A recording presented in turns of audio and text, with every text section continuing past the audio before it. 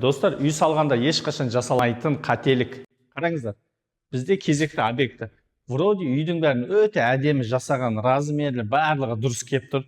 Лестницасының шағы барлығы өте әдемі. И біз жақсылап жасап шықтық бұны. Қараңыздар, өте әдемі. И бұл жерде қандай қателік десеңіздер, мына бетон құйған ғой бұл жерде. Бетонды теріс құйған. Не үшін теріс, қазір айтайын, қараңыздар.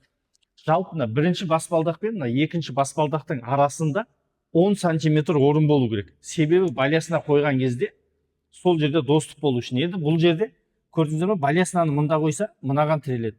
Ал бері қарай қойса, мына жерде орын азайып қалады.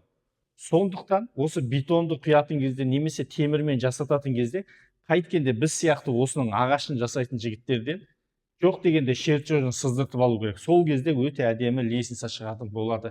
Енді мына жерде осындай қателік болып тұр. Енді бұны клиентпен ары қарай ақылдасып сөйлесеміз. Бізде кезекті баспалдақ, қараңыздар, өте әдемі шықты. И біздегі баспалдақтардың тағы бір ерекшелігі, көрдіңіздер ме? Ешқандай жерінде жалғау болмайды.